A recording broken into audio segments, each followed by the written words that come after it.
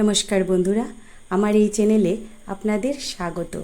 আজ আমি তৈরি করব আলু আর সয়াবিন দিয়ে এরকম একটি ঝোল।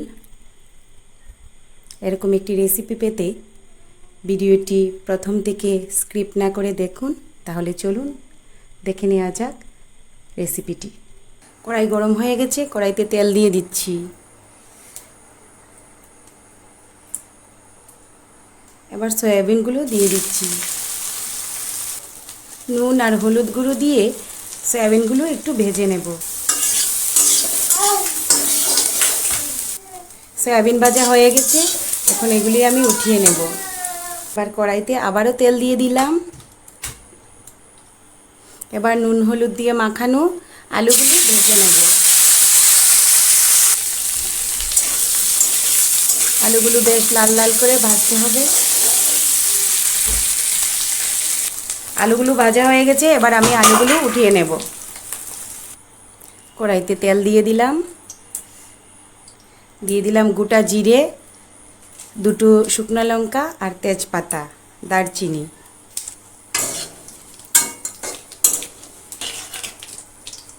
ফোড়নটা হয়ে এসেছে, এবার আমি টমেটো পেস্ট আর আদা পেস্ট দিয়ে দিলাম।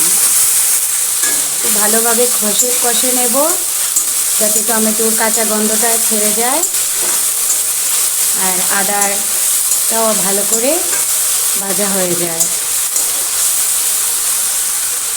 এবার হলুদ গুঁড়ো, জিরে গুঁড়ো, ধনে গুঁড়ো একসঙ্গে আমি গুলে রেখেছিলাম, দিয়ে দিলাম। কাশ্মীরি লঙ্কা গুঁড়ো দিয়েছি, কালারের জন্যই দিয়েছি। সব মশলাগুলো আমি ভালো করে কষে নেব। দেখুন মশলাগুলো তেল ছেড়ে দিয়েছে, মানে মশলাটা আমার পারফেক্ট হয়েছে। এবার আমি দিয়ে দিচ্ছি সয়াবিনগুলো। ভেজে রাখা আলুগুলো দিয়ে দিলাম।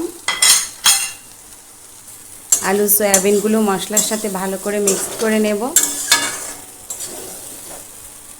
দিয়ে দিচ্ছি স্বাদ মতো লবণ আর হাফ টিস্পুন চিনি। নিরামিষে একটু চিনি দিতে হয়, না হলে এর টেস্টটা ভালো আসে না, কালারটাও সুন্দর আসে চিনি দিলে। এবার আমি পরিমাণ মতো জল দিয়ে দিচ্ছি। 10 মিনিটের জন্য ঢাকা দিয়ে দিচ্ছি। 10 মিনিট পর আবারও ফিরে এলাম। উপর থেকে ছড়িয়ে দিচ্ছি কাঁচা লঙ্কা।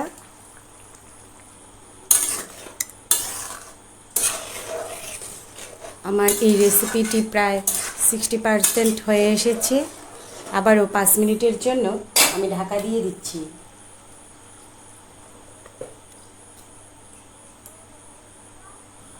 পাঁচ মিনিট পর আবারও ফিরে এলাম। সব শেষে দিয়ে দিচ্ছি গরম মশলা গুঁড়ো